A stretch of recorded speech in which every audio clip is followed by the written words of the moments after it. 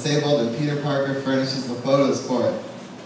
The Great Gadzoo in a brawl with Cthulhu. Oscar Wilde in a sword fight with J. Alfred Prufrock over Daisy Buchanan. Daisy does not care about either man, but she is excited at the attention nonetheless. Rabbit Angstrom and the aliens from Space Jam square off against Kenny Powers and the Harlem Globetrotters in Calvin Ball. Medea meets Madea. Scully and Mulder accidentally kill Nick and Nora and have to figure out what to do with the bodies. Walter White and Daniel Plainview making out. Spider-Man versus clinical depression. Spider-Man versus the recession. Spider-Man versus lupus. Remus Lupin versus lupus versus Uncle Remus. Vladimir and Estragon get big into podcasting. Garfield goes to the Interzone.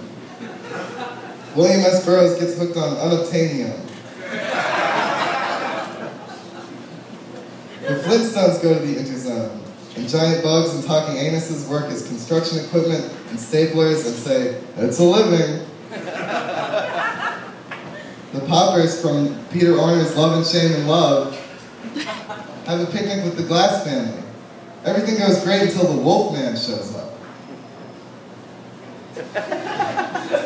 The Green Lantern versus the outside world. Aquaman versus my former boss. Frankenstein conquers my stepmother. Tarzan kicks the shit out of the way I feel when I look into the blank space under what I do on a typical Saturday night on dating profiles. Swamp Thing defeats the smug questioning look people give you during job interviews, as if to say by giving you that look, "Oh, please explain further, crazy person," as if it's like that unreasonable to have had to take some time off work from 2007 to 2009 on account of all the emotional stress incurred and whatnot. My Little Pony versus Night of the Lepus. Night of the Lepus versus lupus. James Bond enters a clinic for exhaustion and makes out with all the nurses. Nicolas Cage's character in Wild at Heart finds that he can't finish reading a single book from his childhood without getting misty-eyed at best because he remembers how inconsequential the struggles, how unconditional the love then.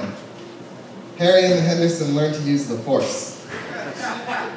FDR and Hitler settle World War II with a drinking contest. Churchill has to sit out because it would be unfair.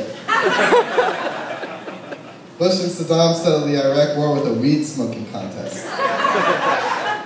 Hong Kong Phooey #1 super guy can't stop dreaming about women mocking his genitals. Episode 36 of the Seinfeld Mysteries. Animal and Miss Piggy find themselves really capable of having a mature and fulfilling relationship as platonic friends. Pee Wee Herman gets fired from Good Burger for repeatedly calling his co-worker Beatrice from the Oom of Dante late at night and begging her to read a short story he wrote, after which Pee Wee resorts to living in a fantasy world, an actual fantasy world, populated by totally original characters who ultimately teach Pee Wee to embrace work, solitude, and adulthood, no matter how painful they may seem. I think that one's my favorite.